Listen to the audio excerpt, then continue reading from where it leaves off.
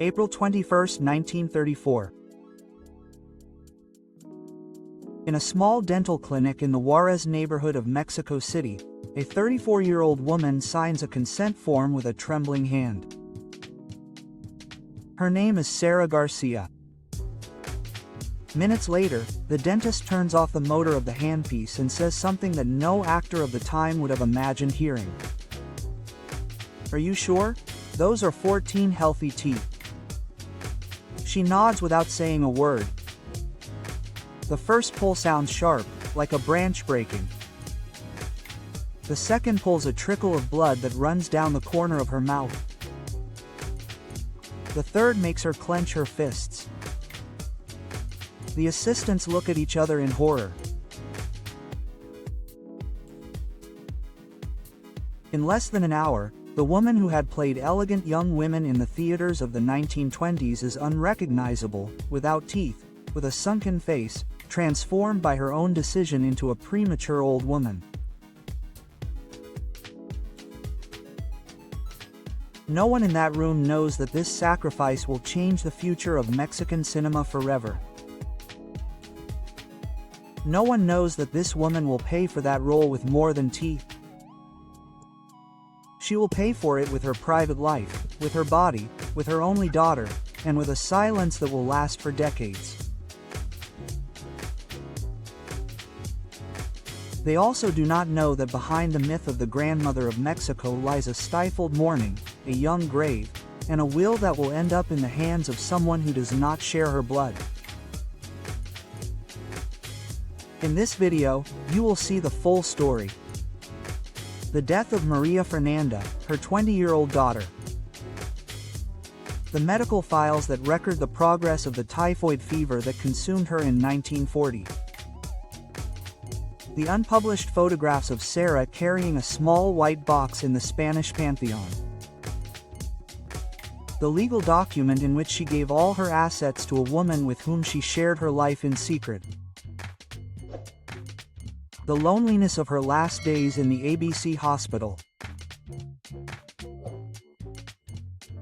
All these elements are connected, and to understand why an actress decided to pull out her teeth to play a grandmother she was not yet, we need to go back to the beginning.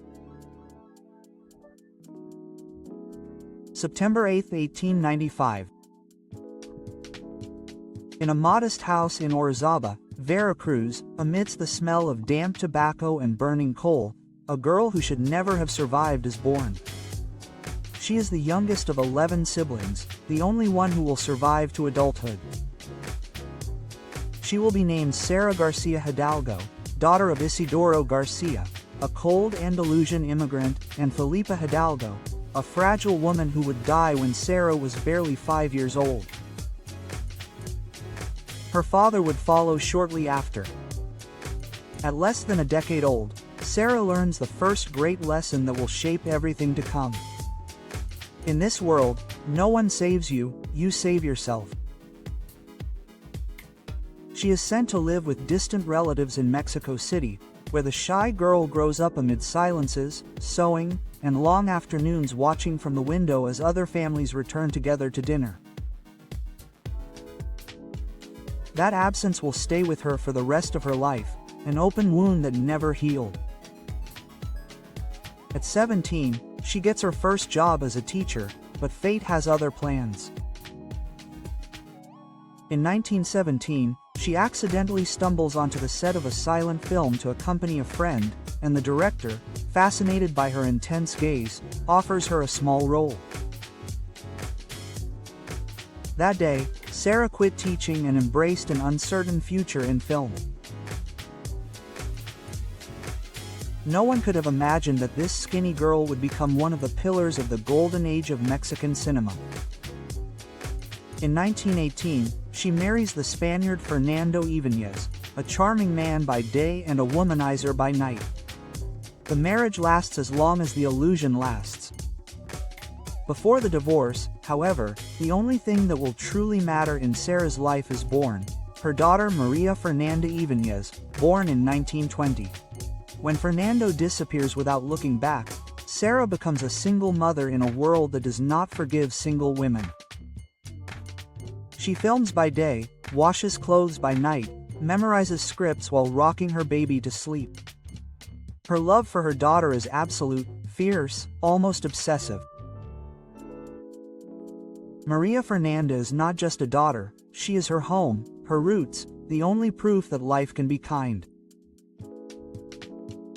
In the 1930s, while the talkies were booming, Sara was a versatile actress, but she was always caught between supporting roles. Young producers considered her too serious, directors wanted her older. And in 1934,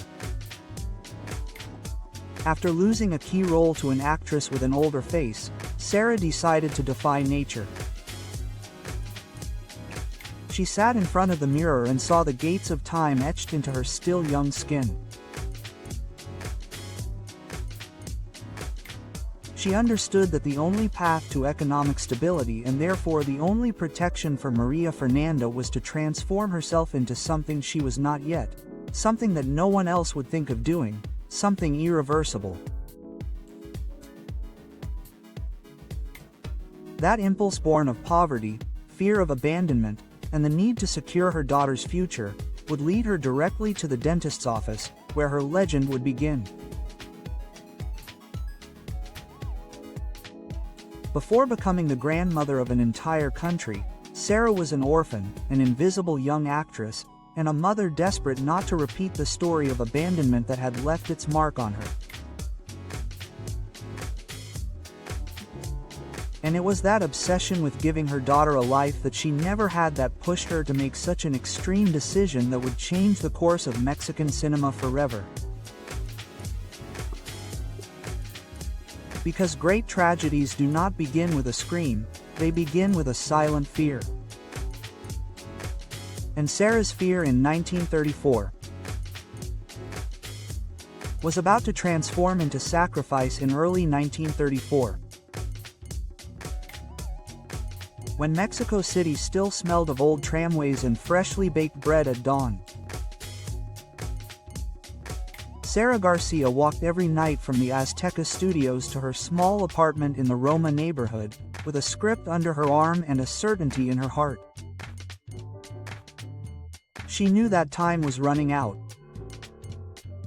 She was 38 years old and she continued playing minor roles, serious ladies, strict teachers, nameless women. In the meantime, her daughter Maria Fernanda, at just 14 years old, already displayed a luminous beauty that directors did not ignore. And Sara understood something that no one had the courage to tell her directly. Cinema waits for no one, especially not for women who age unwillingly. The opportunity arrived wrapped in humiliation. During an audition for My Poor Grandmother, a producer looked her up and down and said with surgical coldness, "Mrs. Garcia, you act well, but you still don't look like a grandmother." It was 1934. The year in which the obsession began to consume her. One night in front of the mirror, while she was removing her makeup under the yellow light of a flickering spotlight, she understood that youth that she had never had time to experience, was her worst enemy, and that if she wanted to secure her daughter's future, she had to banish it forever. On April 21st of that year, she walked through the door of a dental clinic in the Juarez neighborhood. She had saved every penny she could for that procedure. She explained to the dentist that she needed to look 20 years older. He thought she was exaggerating, that she was only asking for an aesthetic mold, a cosmetic adjustment. Then she looked at him with a determination that frightened the man accustomed to other people's pain.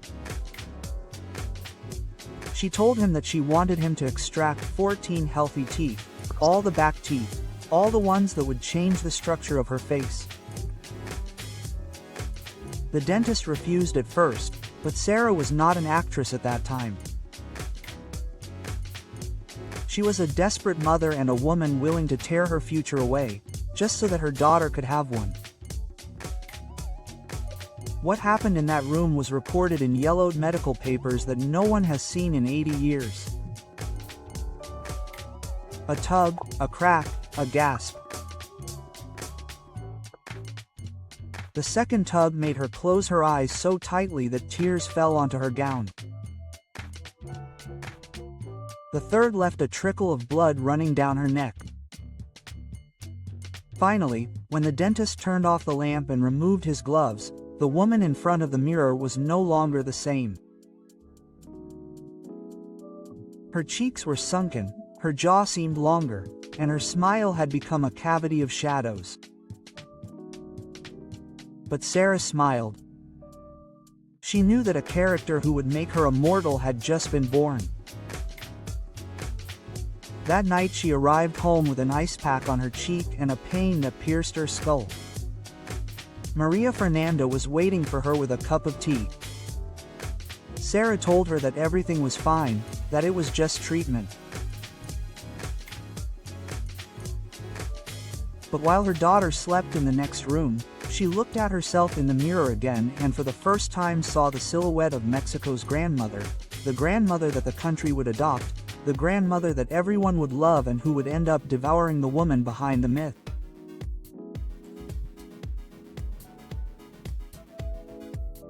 What no one imagined was that this sacrifice, this extreme act that seemed only professional, would become the silent seed of the tragedy that was to come.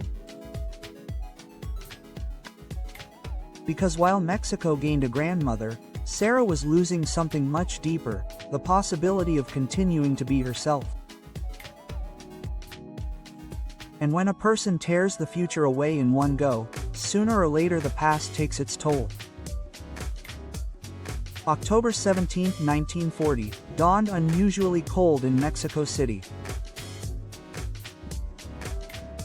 On Thursday morning at 6:45 in the morning, in a room at the Spanish sanatorium, a nurse wrote in shaky handwriting on a medical record a sentence that should never have existed. Patient Maria Fernanda Ibanez, age 20, in critical condition due to typhoid fever. By then, the fever had been consuming her body for days. Sweat soaked the sheets, her skin burned like embers, and her eyes, those luminous eyes that had begun to conquer cameras, were lost in an invisible point on the ceiling. Beside her, her mother, Sara García, did not cry, she could not. She had entered that silent anesthesia felt by those who have lost too much in life to allow themselves to completely collapse. Maria Fernanda was her only daughter, her only lineage, the only reason Sara worked double and triple shifts, filming during the day, dubbing voices at night, memorizing dialogue while washing clothes in a metal basin. Maria Fernanda had grown up among film studios, hot lights, and directors who whispered that this young woman had an enormous future. She had acted alongside Jorge Negrete in 1937, and many said that there was something more than chemistry on screen, a love that no one dared to mention. Sara, however, saw everything with visceral fear. She didn't want to lose her. She didn't want to repeat the story of abandonment that had marked her childhood, but fate doesn't negotiate with anyone. On the night of October 16th, her fever rose to 40 grams. The doctors tried desperate solutions: cold compresses, injections, IVs that took hours to drip. At some point, shortly after 2 in the morning, Maria Fernanda called out to her mother in a faint voice, "Mom, stay. That's it." Sara took his hand with the same strength with which years before she had held on to the idea that every sacrifice was worth it to see her daughter succeed. Minutes later, the monitors stopped recording activity. The nurse lowered her head. The doctor said, "I'm sorry." And Sara felt like the world was breaking for good. The funeral was held in the Spanish cemetery under a gray sky that seemed to have joined the morning. In a photograph lost in the family archives, Sara appears holding a tiny white box containing the few belongings her daughter had taken to the hospital. There are no tears on her face, only the rigidity of someone who has received a blow so profound that she can't even react. The press published a small article. Young rising actress dies. No one understood that with that life that was fading away, Sara's last link to the possibility of a complete family was also fading away. After Maria Fernanda's death, something in Sara shattered irreparably. She returned to work barely a week later. She filmed scenes where she made children laugh. She scolded fictional nephews and played kindly grandmothers who solved problems with tender advice. Between takes, she kept the locket her daughter used to wear in her purse. Inside was a tiny photo of the two of them embracing on a film set in 1938. That locket became her amulet and her anchor. Every time she squeezed it, it was like asking the universe for an explanation that never came. But there was something the industry never knew how to explain. From 1940 onwards, the character of the grandmother ceased to be a career strategy. It became a shell.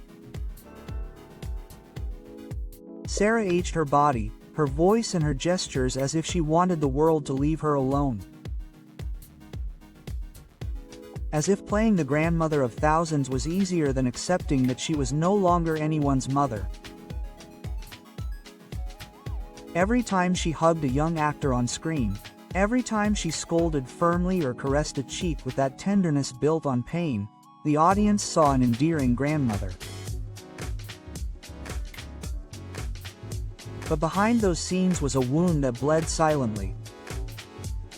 Maria Fernanda died in 1940. But for Sara, death did not end that day. She lived with that absence for 40 more years, until her last breath in 1980. Because when a child dies, life does not go on the same. It goes on, but it becomes an endless repetition of the same emptiness. When Maria Fernanda died in 1940, something else died with her. Not just Sara Garcia's only daughter, but the possibility of a lineage, of an extended family, of a surname that would be passed down from generation to generation. What was left was a brutal void, an absence that settled in the center of the house and never left again. And that void slowly began to be filled by a silent figure that would accompany Sara until the end of her days. Rosario Gonzalez, the woman the public never knew existed, the woman who would inherit everything without having a single drop of Garcia blood. Rosario first appeared as an assistant, a disciplined, discreet young woman, the kind who knows how to enter a room without making a sound and leave without leaving a trace. By the 1950s, she was practically living with Sara, organizing her scripts, preparing her wardrobe, cooking soup to relieve the stomach pains caused by her dentures, accompanying her to film shoots where everyone thought she was just her secretary. No one understood why this woman was always there. No one asked. In a deeply conservative Mexico, no one asked questions they shouldn't. However, something deeper than a working relationship developed between them. Rosario became what life had denied Sara: companionship, routine, refuge. On cold nights, when the apartment in the Roma neighborhood fell completely silent, it was Rosario who would turn on the table lamp to read her old letters from Fernanda. It was Rosario who would hold the photo frames while Sara cleaned them with a handkerchief as if she were caressing the memory of her daughter. It was Rosario who attended to the doctors when the years began to weigh on her, who signed authorizations, who held Sara's hand during the sleepless nights. And without anyone knowing, Rosario began to occupy a place that Blood had left empty. Sara's biological family, distant cousins, second-degree nephews, would only appear at Christmas or when a new movie was released.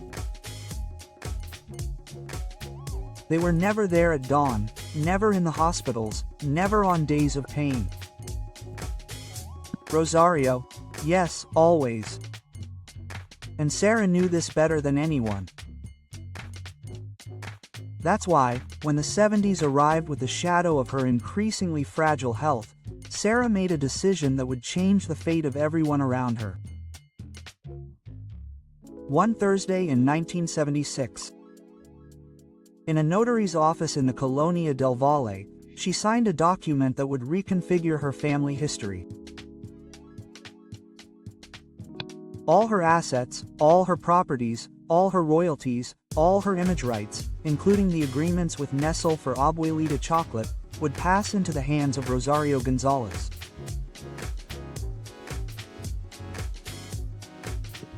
The woman who had been her silent support had become legally her sole heir. When the news leaked among distant relatives, the reaction was immediate. Angry calls, unexpected visits, complaints disguised as concern. How could she leave everything to a stranger? How could she ignore her family? But the truth was simple and brutal. Sara had no family, at least not in the emotional sense. Her blood had left her since she was a child. Rosario had not. The tension grew even more when some producers discovered that Sara's image, the iconic face on the little yellow box of chocolates from Abuelita, also belonged to Rosario after her death. The most powerful cultural symbol in Mexico, the face that entered millions of kitchens every morning. It would not be administered by a nephew or a cousin. It would be administered by that woman with the soft voice and silent steps that the country did not even know.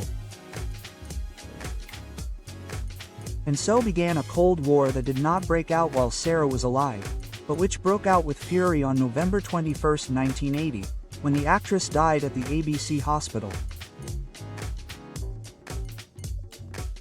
Within hours, relatives showed up to claim what they believed was theirs by blood right. But Blood didn't sign papers. Blood didn't keep vigil all night. Blood didn't sustain Sara's life when her world fell apart. Rosario did. And that was the most controversial legacy in the history of Mexico's grandmother, that her legacy, like her pain, didn't end with her family. It ended up in the hands of the only person who was truly there when the cameras turned off.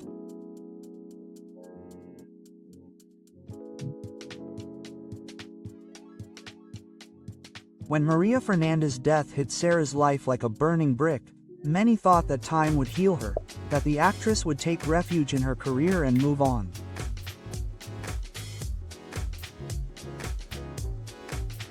But what really happened was much more complex, quieter, and more devastating, because instead of healing, Sara turned her pain into a character. And that character, the tender, wise, unwavering grandmother, became a prison from which she never emerged. In the early 1940s, Mexico was experiencing an unprecedented film boom. The studios filmed day and night. Directors like Ismael Rodriguez and Emilio El Indio Fernandez shaped stories that defined a country's identity. And amidst all that hustle and bustle, a woman who had lost everything began to build a strange refuge, a refuge made of cameras, lights, and fictionalized versions of herself. In the archetype of the grandmother, Sara found what she no longer had at home: meaning, order, usefulness. Each child actor who appeared in her scenes was a painful reminder of the daughter who was no longer there, but also a way to sustain her, to force herself to keep breathing. She often said in interviews something that seemed like a joke, but wasn't.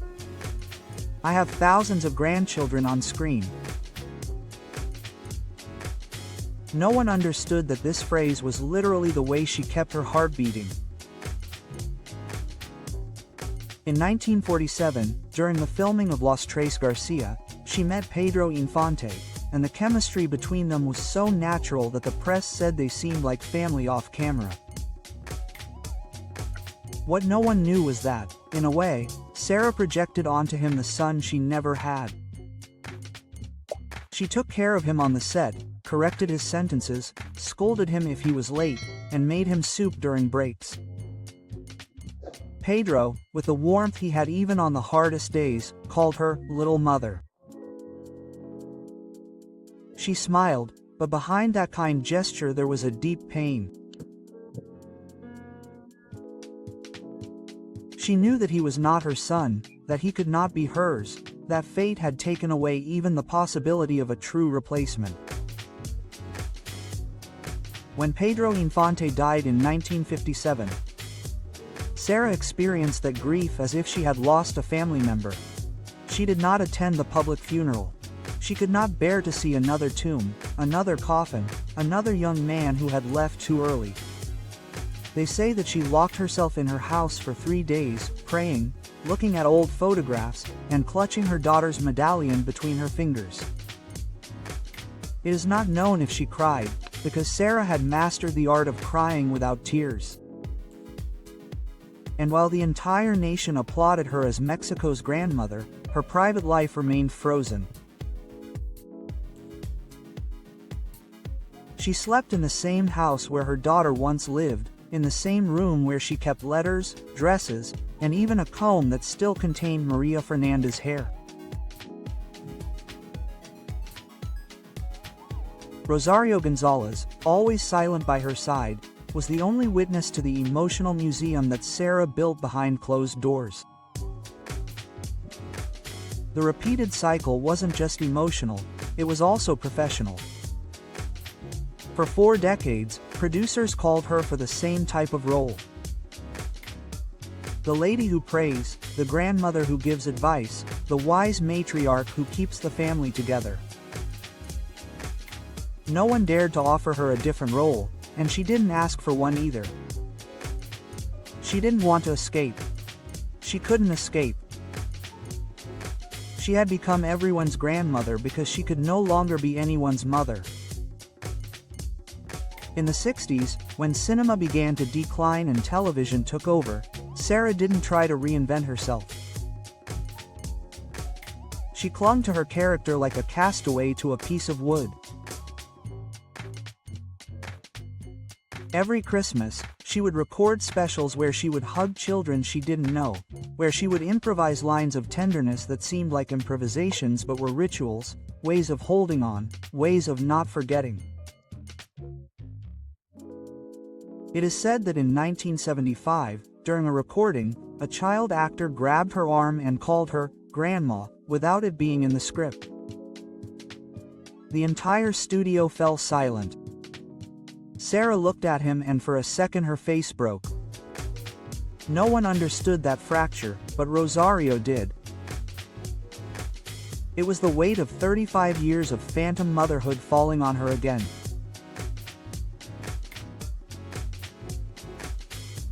And that was the cycle. Losing a child, looking for him in others, losing them too, and starting over, because Sara Garcia's greatest tragedy was not having her teeth pulled out to play a grandmother.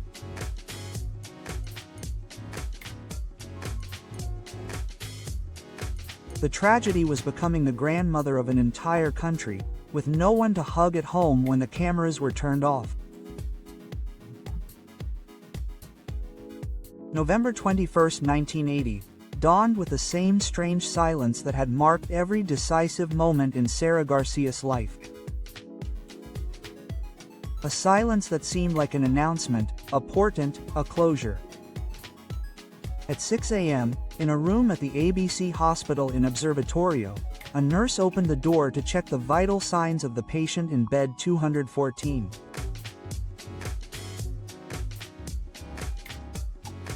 What she found was not an emergency, but that suspended moment where life lets go and death takes over with an almost respectful gentleness. Sara had been breathing with difficulty since the night before.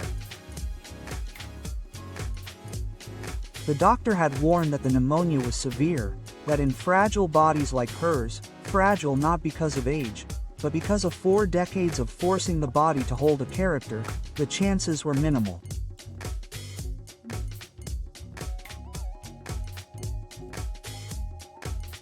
Rosario Gonzalez, sitting in the metal chair next to the bed, had spent the entire night holding her hand, caressing with her thumb that space where there used to be a ring that Sara stopped wearing the day her daughter died.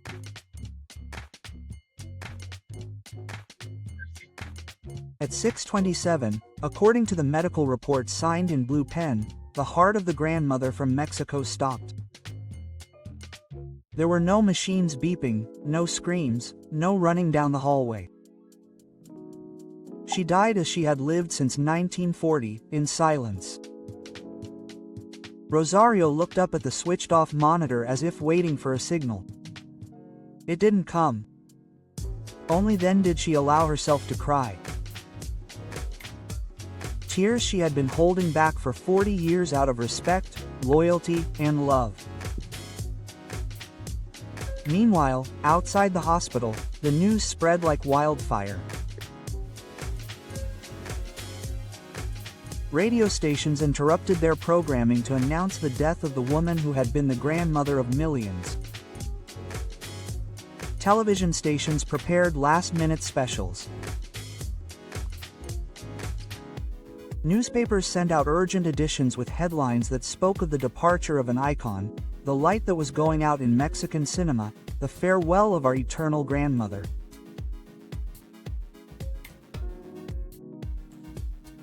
But what the press never mentioned was that in that white room, in that narrow bed, no one from her biological family was present. There were no children, no grandchildren, no nephews, only Rosario. Sara's body was taken to a funeral home in the Roma neighborhood, the same neighborhood where she lived the brightest and darkest years of her life. As the body was being prepared, a young makeup artist asked for references on how she should look. An older assistant showed her a photo from the 1950s of Sara with her toothless smile, warm eyes, and pulled back hair. "That's how the country remembers her," she said. And that's how they made her up, not as the woman she really was, but as the myth she carried until her last days. The funeral held the next day at the Spanish cemetery was attended by thousands of admirers, flowers, prayers, and applause. The country mourned her grandmother, but no one understood that they were saying goodbye to a character, not to the woman behind her.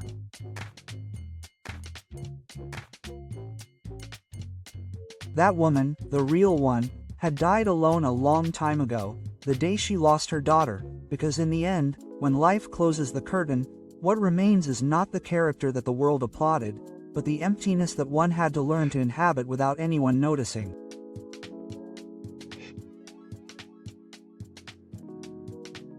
And Sara was an expert in that. Today, more than 4 decades after her death, the image of Sara García is still present in millions of Mexican kitchens, on every little yellow box, in every old advertisement that recirculates on social media, in every television marathon where she appears scolding, pampering, or hugging a young actor as if he really were her grandson.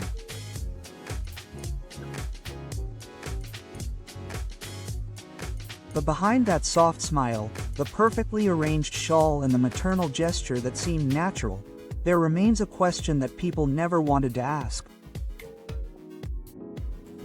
Who hugged Sara when the cameras were turned off?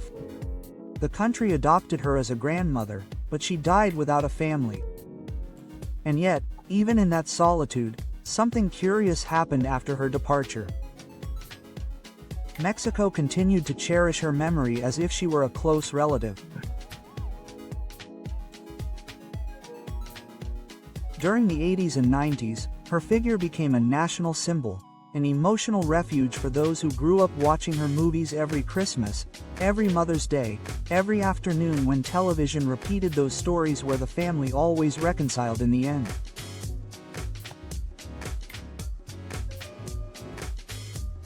A brutal irony, because in real life Sara never had that happy ending. Rosario Gonzalez, the woman who shared 30 years of silent life with her, inherited everything.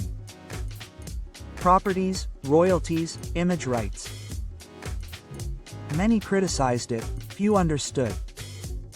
Rosario was the only one who never abandoned her, and although she left no descendants, her legacy did not die there. Because Sara's true inheritance was not financial, nor was it a surname, nor was it a mansion. It was something deeper, more human. In 2023, a group of young film restorers announced an unexpected project: to digitize and restore more than 30 of Sara Garcia's films in 4K format. They were led by a girl of barely 27 years old, whose name did not appear in the headlines, but who in an interview said a phrase that shocked more than a few. "My grandmother raised me watching Sara's films. When I cried, she would tell me, 'Come on, let's go see Grandma.' And it worked, it always worked." Therein lies the paradox. Sara never had grandchildren, but she emotionally raised millions. Today, in a world that no longer resembles that in 1940, her figure takes on a different meaning. She is not just the tender icon who scolded with affection, she is the woman who reinvented herself through pain. The woman who turned a personal tragedy into a character who consoled an entire country. And in that act, without realizing it, she did something that her daughter, her beloved Maria Fernanda, would have celebrated. She left an indelible mark. In 2024, a film historian found a seemingly insignificant object among the archives of the National Film Library, a telegram from 1939 that Sara sent to her daughter while she was filming in Guadalajara. It simply said, "Little girl, wait for me, wake up. Today I dreamed of you." Quote, "There was never another message like it again." That telegram, now displayed in a glass case, sums up the whole truth of her life. She was a mother first, a grandmother later, and a myth only in the end. And perhaps that is her true redemption, that although life punished her with the cruelest loss, she chose to transform pain into light. She chose to give tenderness when the world gave her silence. She chose to embrace an entire country when no one was left to embrace her. Thus ends this story with a grandmother who had no grandchildren, but who never left anyone completely orphaned. If this story touched your heart, leave your comment. What other figure in Mexican cinema do you think hides a truth that has never been told to us?